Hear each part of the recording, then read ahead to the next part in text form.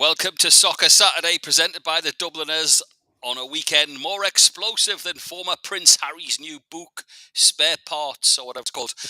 We've got Hollywood Balls royalty in the house today, as usual. North London's own king, Kevin Campbell, is in the house on the football throne, and hopefully, bang on time. He must have heard me. It's a warm welcome back to the Prince of TFC, Tottenham's very own gorgeous George. I'll let him set his camera up. This is Hollywood Balls.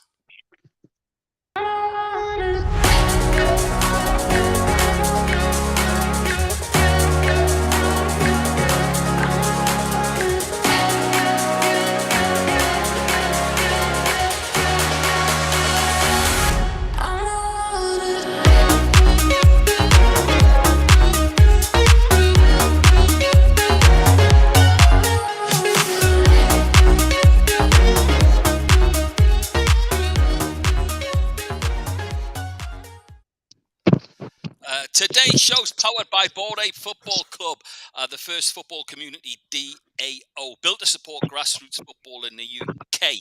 Follow them on Twitter as at @BoardApe_FC. Find out more details about their amazing Champions League, or Champions League, as I like to call it. The Champions League Tournament Awards. Spot prizes of 200 XRP giveaways are taking place.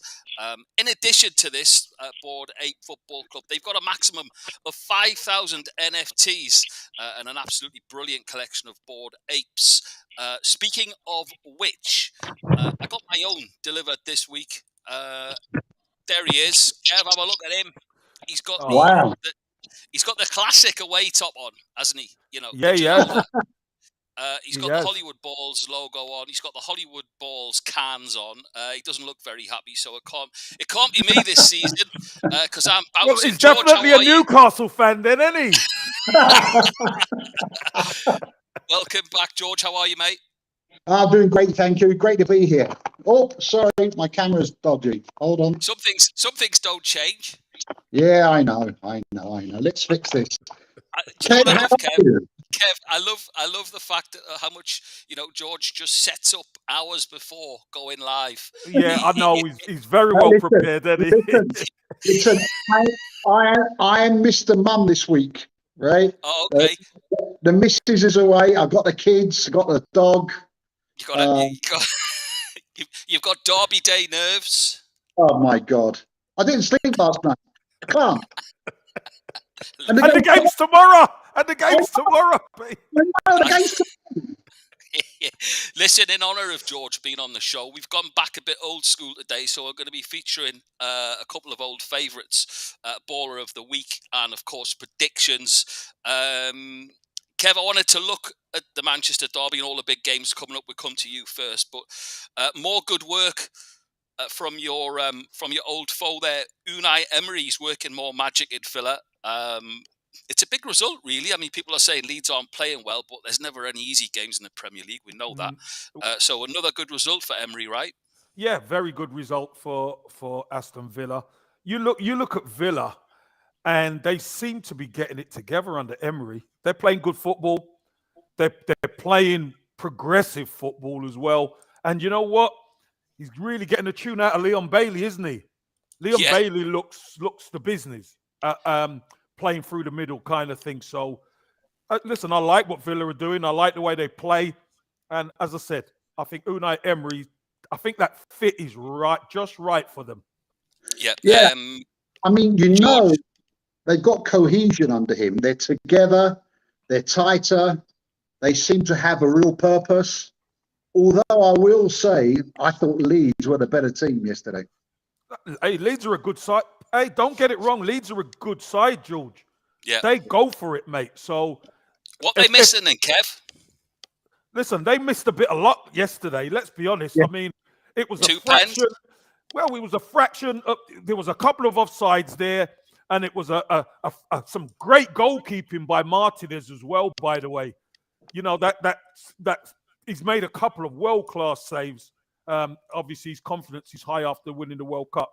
But Leeds would go out of that game and they'll feel a bit hard done by in a sense because they done enough to get a point. But Villa march on. I mean, Indeed. I mean, Pete, it's the beautiful game, right? I mean, it is at the minute. For him, this guy. During the week, we have Southampton play a masterclass against Man City, right? I mean, there's no easy game. No easy game. No. Yeah. Good to see Thomason in the house. Good to see Matthew as well with us. Great to have you boys along. Looking forward to getting into this. And I'll save the obviously it's tomorrow, the big game. We're going to be chatting about that as well. But straight after this show, we've got the small matter of the Manchester derby. I'm hoping as well that office bloke Daz, who used to be in Abu Dhabi and he used to look after the Manchester City Supporters Club. Go on. 1, 2. Oh, your helicopters. 3 helicopters have just gone past. You got them all the next hour. It's all going on today. I'm hoping Daz can join us. He's going to the game today. He's a big City fan. God knows where he is in Manchester. He says before he has to walk over to that place. That's how he described it this morning. So Derby Day in full effect in Manchester. Yep, I wanted to ask you though, all joking aside, I've been on Twitter this morning, and there's a buoyancy around the red side of Manchester. They're saying that they fancy a fight today. City will know they've been in a game under this Ten Hag Man United, won't they? They certainly will, Pete. If this isn't the same team who Manchester City absolutely wiped the floor with earlier on in the season. This is a team who have got a lot of confidence now. They've got players there who are playing virtually at the top of their game. I mean, Rashford, I don't think I've seen him in a better vein of form. Casemiro in midfield, let's be honest. We all know he was a good player at Real Madrid. Now we're seeing him in the flesh. He's a top player. He is a top player. And defensively, they're sound. They're doing very well. And they're playing a wounded City. Let's be honest. City haven't been up to the normal standards.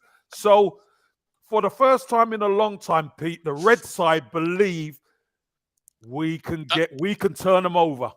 That wounded City could work either way. George, Exactly. Listen, City have won 9 of their past 14 visits to Old Trafford in all competitions, directly following a run of 1 victory in 32 attempts. So they had turned that round. Got score draw written all over it, hasn't it? I feel as though I'm going to say something quite controversial. Go on. Before you do that, just hold that thought, because I managed to get a hold of Darren. Darren, how are you? I'm all right, Pete. How are you? We're very well. Right, Kev. You look like are you undercover in enemy territory? City, just over the road from Old Trafford. I don't know if you can. We can see it in the background. We got like ITV and all that kind of stuff over there. Brilliant. Ready for the next broadcast. As long as you're not throwing stuff and remembering you're on a family show, I would just say to George and Kev, Darren, and it's great to have a City fan's perspective. It could be a bit different today. The red side of Manchester, they seem to have turned the corner. Are you still expecting your customary 3 points, or do you think it'll be tougher today?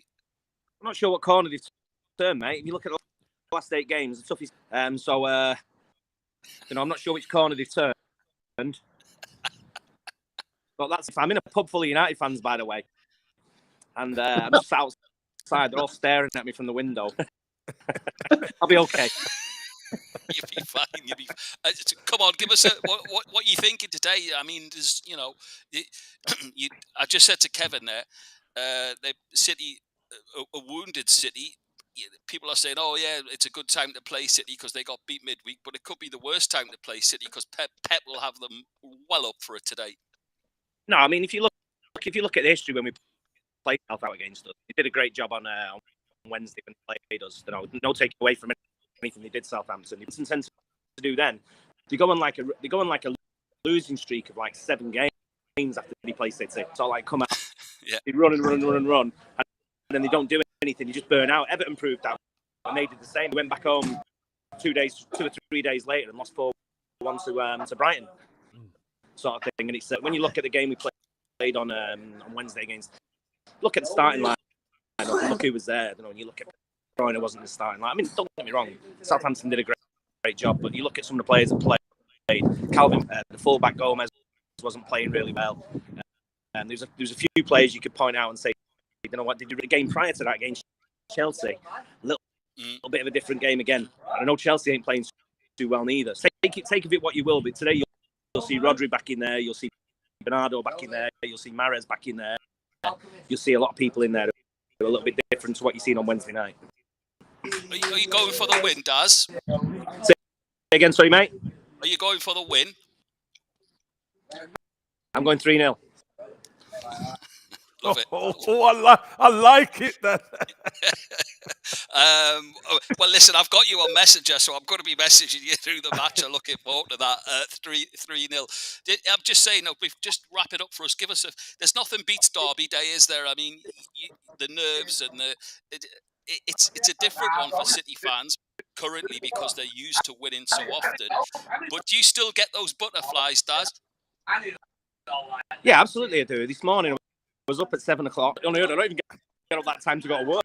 But I'm up at 7, and you're on the toilet anywhere. I'm in the pub early, which I would have been anyway, sort of thing. It's an early kick-off. But it's one of them, United. It's one of them. It's the 189th derby today, I believe it is, sort of thing. Yeah. So it's, 189. It's quite a few. And I haven't been to them all. I can guarantee that. But it's a wet, windy, rainy Manchester as well, which is standard. Yeah. So, hopefully, it's our day today. And we go for, listen, how many points clear? 7 points clear, will we go? Something like that. 6. You got your lad with you today? Is he with you? He is, yeah. He with me wherever I go, yeah. Drinking. He's a little bit slow, so he's got to catch up on some of his drinks in there, so he can't come out. He's double parking. Listen, great to see you, mate, and have a great day. Stay safe, and you too. And of course, enjoy the game. Take care, Dad. Cheers, mate. Not gonna lie, it's freezing. Good luck, today. Oh no. Brilliant, love it. It is fantastic. Freezing. It is freezing. Is it Rain, cold, Kev? You're it's there, cold aren't you? and rainy. It's a perfect derby day up here. Can't wait for it to unfold straight after this one. Go on, George. George had something to say, didn't he? Yeah, Go George, we interrupted you to bring you a live Manchester broadcast. Go on, thoughts on the game. A very good friend of mine that lives in New York. He moved there years ago. Quality guy. Unfortunately, the poor guy's a West Ham fan. But we spoke during the week, and he told me he put some money on Man United to win the Premiership, and he got good odds. Yeah. And I thought about that, and I think that United absolutely are challenging. They're in a better form than City. They haven't lost it God knows how long. They got rhythm. They're compact. They play together as a team. They've got flair. I think the Premier League this season is between Arsenal, City and Man United, frankly, right? Okay. I know Newcastle are up there. They'll end up in the top 4, I think. But I'm really high on Man United. I mean, what a job Ten Hag has done. What a job. Yes. Yeah. And, honestly, today, on form, you've got to say United are favourites. Now, when would you have said that before? Not for a long time. Not for a long time. So I'm looking forward to the game. It's always great to watch a derby game that you don't have a dog in the fight, because Absolutely. You enjoy the game. Tomorrow I will age another 15 years. Right? You will, especially at the end of the game. I can't. It's crazy, isn't it? It's crazy. I can't bear it. Last time, tossing and turning, and I can't bear it. It's 2 days away, It's incredible. Anyway, I think it will be a very good game today. Really looking forward to it. We talk about Pep correctly. We talk about Arteta correctly. Ten Hag, he's been, I think, sensational. In a very short space of time, too. Yeah, he's brought a bit of steel in.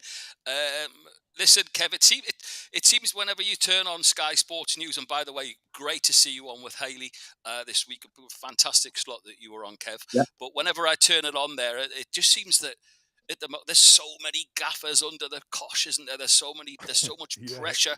And I looked at Frank Lampard. We'll get on to him in a bit, but there's two names, and a name that you wouldn't at the start of the season was going great was Patrick Vieira. He's under the cosh again now, and he faces a Chelsea side which you take which story you like about Graham Potter. He's literally got days, if not hours, left, according to some newspapers. So a massive game at Chelsea today, especially after their midweek result as well. Yeah, listen, I think Patrick Vieira's done a great job at Crystal Palace. I think he has. The problem is, if you had a decent season, fans' expectation levels go up. Absolutely. And Crystal Palace, unfortunately, don't have the budget of a Chelsea or an Arsenal or Manchester United or even Spurs or whatever. They don't have the monetary power to go out and keep adding and improving the squad. So a lot of the time he's got to work with what he's got to work with. Considering he came in last season, Pete, and it was virtually a whole new squad he's put together, I think he's doing a decent job. I think there's more pressure on Graham Potter because they're going to be at home. Patrick Vieira could set his team up to be difficult to beat, and he's always got the jets of Zaha and those guys to help them out on the break. So I think Chelsea are going to be under serious pressure. João Felix looked really good, and then obviously got sent off the other night. Big pressure on Graham Potter. Pete. Forwards tackle that, wasn't it? Oh yeah. Oh, that was a bad one. And you know what? He was trying to retrieve the ball, but you go in with your foot high, you're guaranteed to get sent off, no matter what. So, Kev, you've played the game at the highest levels. Help me understand, please, God, help me understand. What goes through a player's mind? For someone, he was the best player on the pitch. He was quality, yes. What goes through a player's mind when he does that? I mean, a rush of blood. I mean, what is it? I mean, you let your whole down, right? George, do you know what? I specifically think that because he's come into the Premiership, and the Premiership he's been told all this time, he watches it's a physical league, it's quick. All of a sudden, his touch goes away from him, and the Fulham player's already there. Yeah. So I just think it's a rush of blood that he tries to retrieve the ball, and before you know it, his foot's high. It's not like Spain. This isn't like Spain. This is high-intensity football, and people are rushing around quick. So it's that split second he made the wrong decision, and he gets caught with his foot high. It's a sending off. Sad, but you know it's part and parcel of the learning, mate, isn't it? It's a tough one for them to take because he was the best player on the pitch. George, I want to come to you and ask you about Chelsea. You know, we haven't seen you for a few weeks, so it's something that you and I on our previous shows we used to talk about Chelsea a lot. So I'd be interested to find your take on it. I read a very interesting tweet this week, and I know you've been active on Twitter. I want to touch on that later about your beloved Spurs as well. But Chelsea are saying this isn't just Potter. There's something wrong at the club. Does that sound familiar?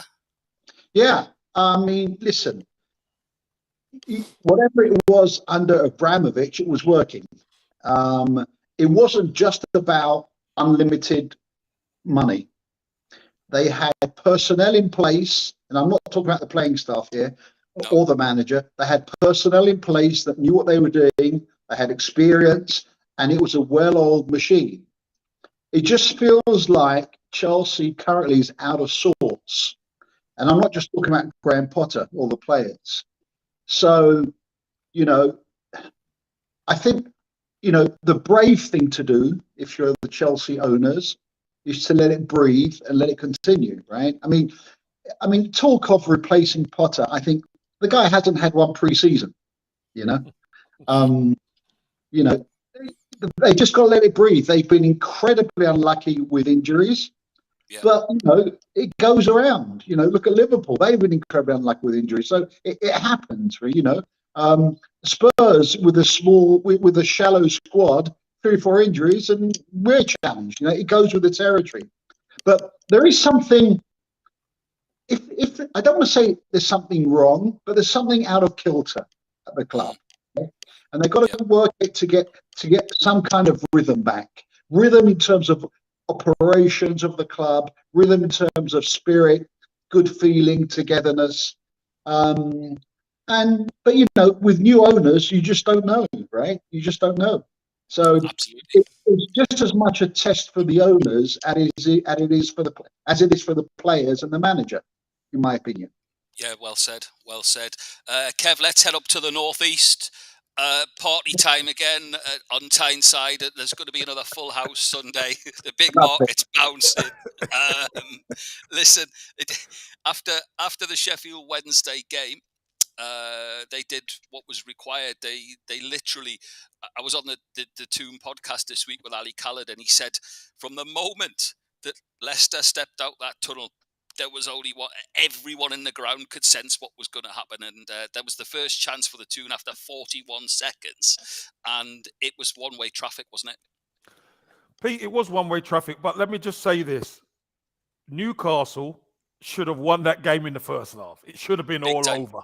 They had chance after chance after chance, but this is the one thing that you've got to give Eddie Howe and his staff credit for, the way they prepare that team. They are relentless. They just keep coming and coming at you and coming at you. I think Leicester in the end just go on then. You're going to have to score at some stage because, it was just wave after wave of attack second half towards the Gallagher end, obviously. And, what a great victory for Newcastle at home and sets up, let's be honest, it's a great semi-final for Newcastle. You've already went down to Southampton and turned them over big time down there. So you over 2 legs, you're going to fancy your chances.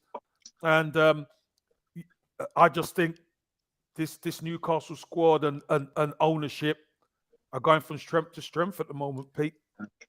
George, they've got a Fulham side today who are on their own crest of a wave as well. Sunday, who are on their own crest of a wave. Yeah, listen, just to finish up on you can always tell how good a team is playing and feeling by the fans, right?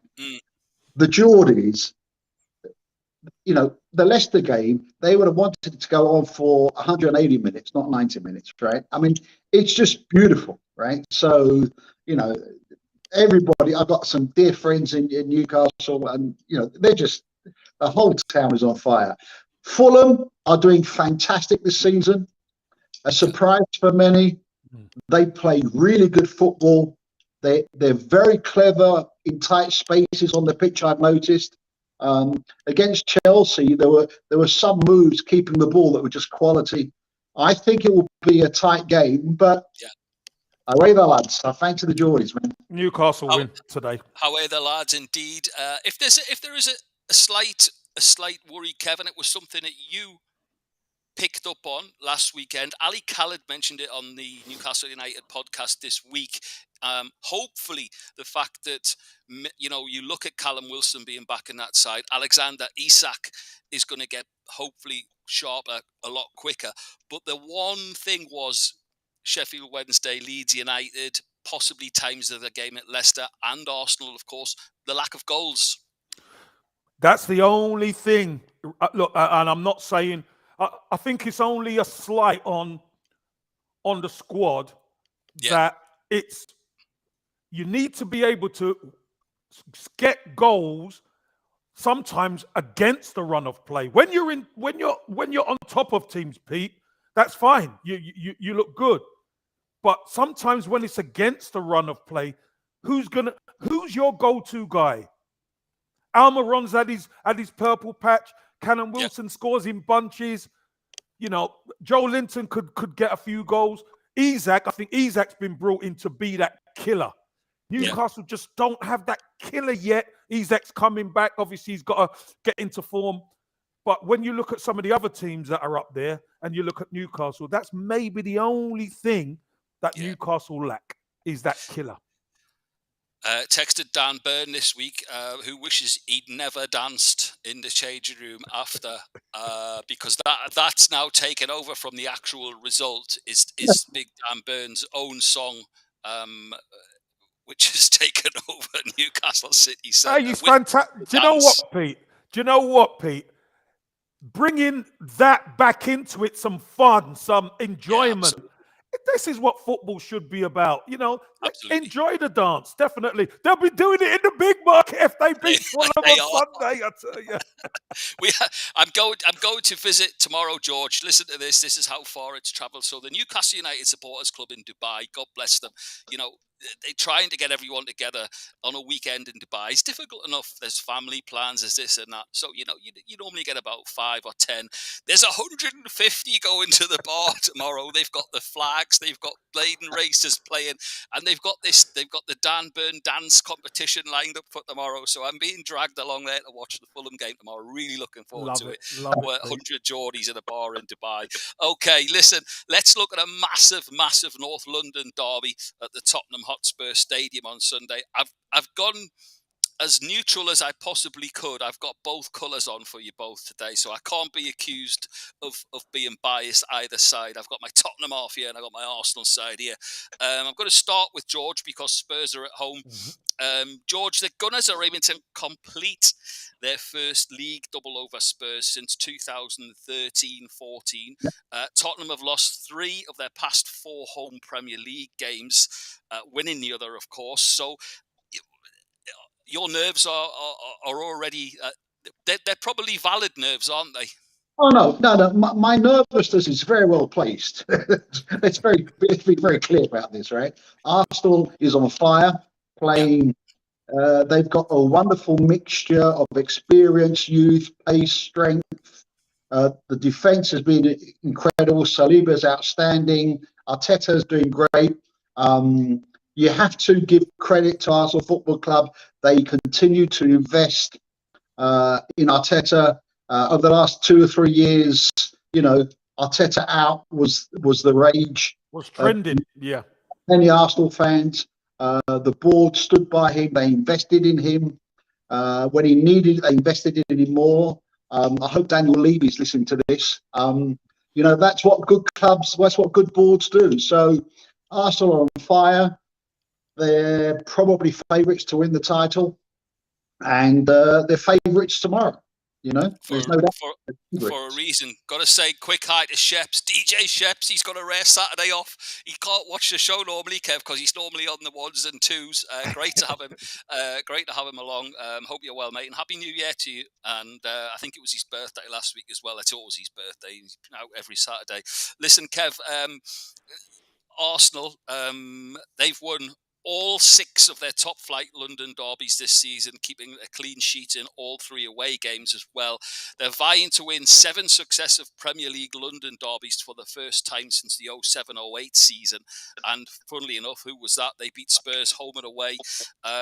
They can win 5 successive away matches in all competitions for the first time since September to October 2018 under Unai Emery. They go there full of confidence. Yeah, they are full of confidence, Pete. Last league game was against your Newcastle, although played pretty well, and you know maybe feel a little bit hard done by, didn't get the rub of the green, but I didn't think Arsenal done enough. You know, I didn't think they done enough. They're at home. Newcastle defended well, spoiled the game, and as you've got to do. So I think this game, look, the pressure's on Arsenal, but I think the more pressure's on Spurs. Of course. And big time.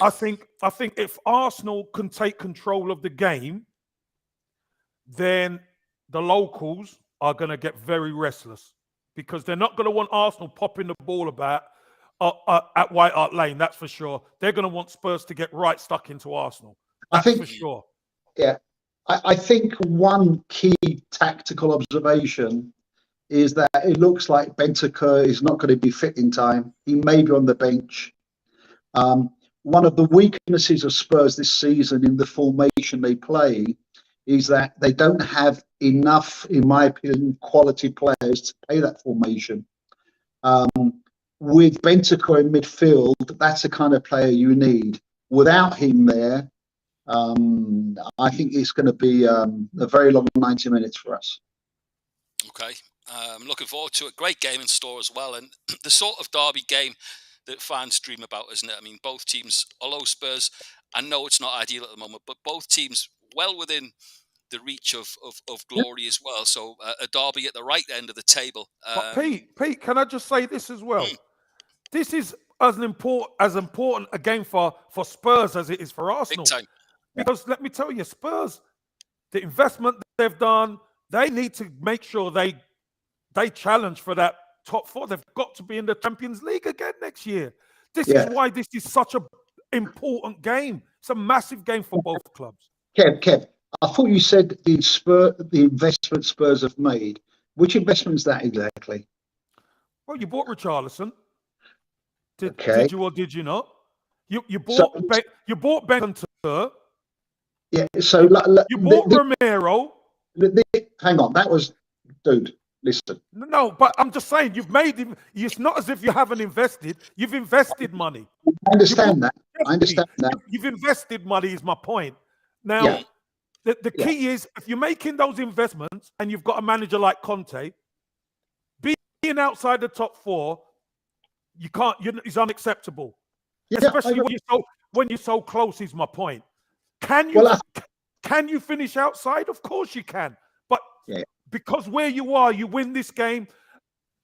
It gets you closer to there, and it's even sweeter when you could pop Arsenal's balloon at the top. It's a double edge. A couple of observations. Sure, Spurs have invested, but unfortunately, everything is relative, right? Compared to the Arsenal, City, Chelsea's, Man, Spurs have invested way less, right? So that's that old chestnut there, right? So that's an issue. What I will say is, when Spurs or Arsenal are not playing well, the game you want to have is against Arsenal or Spurs. Right. You want North London derby because of the derby nature of the derby. To some extent, form can go out of the window, right? So I remember when Spurs were in the doldrums years ago, always used to play much better when you play the North London derby, home or away, right? So this is a dangerous fixture for both clubs. There's no doubt. But I think Arsenal are favourites to be. Well, I'm with Kevin. The fact that it's more of a must-win for Spurs, because Spurs can't afford to be 14 points behind Arsenal. But if they do win, if Spurs do win, George, it could be a catalyst for a really good run around the season. Brilliant stuff. Kev, listen, it wouldn't be Hollywood Balls without mentioning the man Ronaldo. I think he's due to start playing in Saudi, or I think a lot of the Mickey taking has stopped. He's there He's there for the greater good.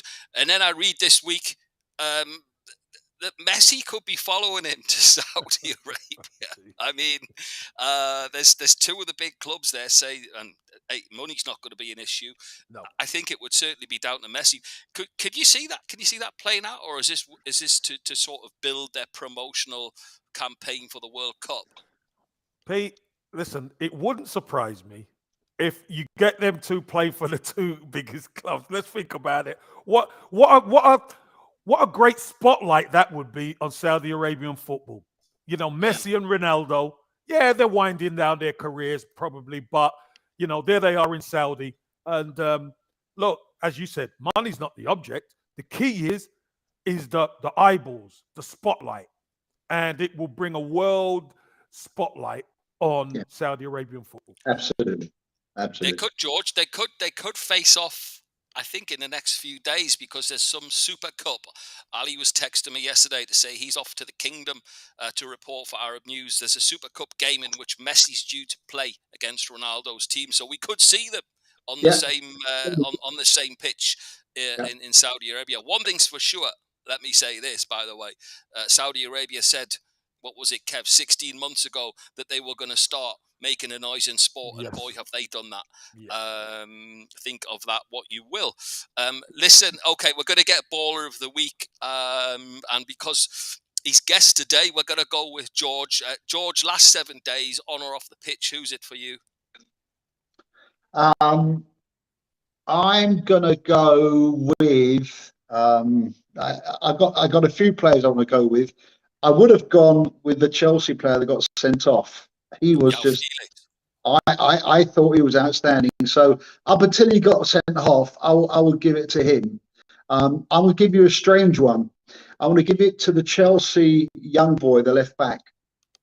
I thought I've forgotten his name now. He showed he's going to be some player, He's a right? good player. He's a good player. When everyone's fit, he probably won't get into the first team. I thought he was outstanding for Chelsea as a left back. So I'm giving it to him. Good man. Good man. Although he lost, but still. Super Kev. Pete, I'm going to go somewhere a little bit different. You know I don't like goalkeepers because I'm a striker. But I've got to give it to Dean Henderson. Oh, yeah. At Forest. Yeah. 2 penalty saves to get Forest over the line in a Midlands derby quarter-final. What a fantastic final save to get him across the line. And you know what? He's probably not even going to be able to play in the 2 legs in the semi-final. Yeah, because what's happening with that then? Can he? They're because trying to find a loophole. They can ask if he can play. But if you're Man United, it's not happening. It's not happening. No. Good shout, by the way. Great shot stopper, isn't he? Yeah, he is. Really good goalkeeper, actually. I mean, we touched on this earlier in the season. You remember we spoke about this, and mentioned Henderson was a key buy to secure them to stay up. Yes. And great keeper, very good keeper. Love watching Steve Cooter, by the way. I love how laid back he is in a press conference. Absolutely. He's the polar opposite to Jurgen Klopp, who's snapping and growling at the media at the minute. And Steve Cooper just goes, yeah, look, we'll see what we can do. I want to bring a few more players in. Of course you do. You've only got 22. Love it. Breath of fresh air. I've got baller of the week for you, and it's Blythe's finest. It's Big Dan Burn scoring his first goal for his hometown club at the Gallagher End in a quarter-final of the Cup. There you go. There you go. Fantastic. And what a goal it was, Kev, by the way. Yeah, superb goal. Hey, listen, the big man comes up, trumps, doesn't he? Pete, he is everywhere, mate. And he could dance too, Pete. There you go. He could dance as well. He was in Asda the morning after doing the shopping. He was there getting his weekly shopping up in Asda, and he was stopping for photographs. And was he dancing down the aisles, Pete? Was he? They were asking him to. He said, "I wish I'd never done that dance. Wish I'd never done that dance." Well, he did, and hopefully he'll be dancing. He says if he scores in the next round, he'll do it on the pitch as well. So hopefully he can do. Okay, baller of the week done with predictions. 5 of the best. Some big games this weekend as well. Not just the derbies, but I was looking, Kev. You know, the bottom 8 are all facing off this weekend. Yes. They're all facing each other. Big 6-pointers down the bottom there. Games. Yeah. And I wanted to touch on Everton just after this. But predictions, George. We'll go with you first, mate. Manchester derby. Man United will win 2-1. 2-1. Super Kev. I've got 2-1 United as well, actually. Oh, okay. I've gone 3-1 to Manchester City. I think they'll be too strong for them, and Pep will have a hot poker up their backsides. But what I looked at today, which you normally wouldn't think is a heavy home favourite, but for me, George, depending, I'll probably get this wrong, but Brighton, Liverpool. Yeah, I'm going Brighton 2, Liverpool 1. Yep, totally. Kev? I've got the same. I've got 2-1 Brighton. Yep, I've got one better. I've got 2-0. Hi to Gideon joining us. Nice to see you, mate. Hope you're well. I've gone 2-0 Brighton, Liverpool. Massive game at the bottom. Probably the biggest game at the bottom in the bottom half this weekend. Watched Frank yesterday on Sky, trying to play it all down. He's brilliant, Frank Lampard, by the way. Everton, Southampton, George. I'm going to go Everton 2, Southampton 0. Okay, boy, could the Toffees do with that, Kev? Would you take that? Pete, I've got the same. I've got 2-0. I've got the 2-0 to Everton. I think Southampton they shot their bolt in the week. They've done their performance in the week. I think Everton are going to have the fans right behind them for this one because they need this win desperately. I think Everton will win this game. I thought Everton would win this game if they were at Southampton. I think Southampton will win today at Everton. I've got George, Southampton. we're all right. If Pete goes against us, we're all right. What do you say, Pete? What's the score? 1-0 Southampton. Oh, Pete. Pete, Yeah. so far, Pete, Kevin and I are 100% the same. Somehow, I don't think that's going to last. No, it's not going to last. I know where it's going to fall down, George. Yeah, let me have a guess. Okay, another derby, one that we is probably literally not on the sidelines, but it has because of the other two derbies that are on. But an East Midlands special, George. Forest against Leicester, and again, I fancy the home side today. I actually think there's going to be an upset. Forest 1, Leicester 2. I just got a feeling. Okay, Super Kev, your old team. Yeah, Tricky Trees. Yeah, I think Forest staying in the Premier League, the key is their home form. I think there's a little bit of payback here because you remember when Forest went to Leicester earlier on in the season, Leicester trounced them. I think it was 4 or 5. So there's a little bit of payback. I'm going to go the opposite of George on this one. I'm going to go 2-1 Forest. Okay, I've got 1-0 win for Forest. I fancy them. I think Leicester they're struggling. Leicester. There's no doubt about it. I just fancy an upset. I fancy an upset. I look at Leicester. I look at Brendan Rodgers. A man who I respect and I love greatly, Brendan. And I just think he doesn't understand it either. And I think there's some sort of gap between his messaging and the players. They're not carrying out what he's asking them to do. And I fear for Brendan. Pete, the World Cup came at the wrong time. They were flying. Yeah, the World Cup came and now they're imploding. They are. Okay, game of the weekend, Sunday. George, will he make it through pre-match? He's got PMT already, pre-match tension, 24 hours before the big kickoff. George, Spurs, Arsenal. I think Harry Kane will break the record and become the leading Spurs goalscorer of all time. I'm going with Spurs 2, Arsenal 2. I'm going for a draw. Go for a draw, okay. Desmond, I'm going a little bit better than that, George. I'm going 2-1 Arsenal. I've got the shirt on, so it's got to be a 1-1 draw. 1-1. Keep both my friends happy. I do think Harry Kane will score. I think he likes that. He always scores. He score a penalty at some stage. Come on. Don't mention Harry Kane and penalties to me. Still sore about that. Listen, can I just make one point? Yeah. Harry Kane, we love Harry Kane, one of our own, the best, I think, English striker of the modern era. I think certainly the last 10, 15 years. But he's going to beat Jimmy Greaves' record.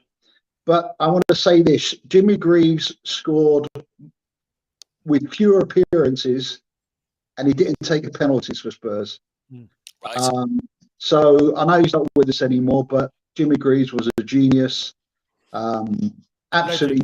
Legend. I remember watching him as a 7-year-old. I'll never forget that goal. I'm sorry, I'll say this again against Newcastle. Steve Perriman as a 17-year-old tackled Bobby Moncur. The ball went to Greaves just inside our half, and on that horrible pitch, he glided past 3 players, ran to the goalie, and just tucked it in. Yeah, brilliant. What a man. Yeah. That's interesting, though, George. The stat about the penalties. How many Kanes are pens? Do we know? I don't know, but there's a lot, right? 100. Kane's brilliant. Listen, I think he's world class. It's a good point, though. It's a really good point. Yeah, there isn't a better number 9 in the whole world, in my opinion. Yeah. Will he be there next season? The point is, Jimmy Greaves didn't take any penalties. Will he be there next season, George, before we go? I think he will. The reason why I say that, because if he doesn't, Daniel Levy will have to move to Australia or Mars. Just to get away from you. He's been back. I'm one of the mild ones. George is up at 5 a.m. on that Twitter, Kev, giving it big, Yeah, giving don't it worry. large. Listen, someone else, just before we go, we've just got enough time, Kev. I did say, and they did feature in that, but I just wanted to say, watch Frank Lampard this week. Absolutely brilliant. Yeah. In 2 press conferences, by the way. I know the press have got to ask certain questions, but, I thought the way he handled it and the way he answered them, superb. Yeah, listen, Pete, I agree with you. I think Frank Lampard is the best thing to happen to Everton right now, because they've got a manager who's he's not gonna hide away. He's not gonna try and deflect anything. He sits up there and he answers the tough questions. The key is, Pete, does he get backed by the hierarchy? That's the big question, and the fans have worked it out now. The fans have worked out. Hold on a minute, he's not getting backed. And because you know what? They've had 7 managers in 10 years, Pete. Yeah. All of these managers cannot be wrong. Yeah. Super Kev, you had your mobile out on Sky Sports News. I saw you. The famed mobile. He was like this, Kevin. He said, "Here, listen, I've got the date. I've got the date." Listen, Mr. Mashiri came out with another statement. So I was just reading the statement he done in June. Saying that they have to learn, and now he's coming out with the same stuff. So did they just reprint it? Pete, I don't know, but you know what? I think there has to be an accountability factor from the owner down to say, have we backed this manager properly? And I don't think anyone on the board could say they've backed the manager properly. So that's what they need to do. One thing I will say about Mr. Mashiri, I give him credit. He's brave enough and honest enough to talk to the press. He was on Talk Sport, right? He called in. Yeah. Daniel Levy should learn from that. Absolutely. Maybe we could get them on. Yeah, I'd love that. Okay, listen, that's it. More chance of me growing hair, my friend. Brilliant to have you back, George. Let's not leave it as long the next time. Top man, George. Top man. We will be back next Saturday. That's it from us on Hollywood Balls. Just remember, if you're out and about in Newcastle tonight, you'll never ever beat Dan Byrne. He's from Blythe.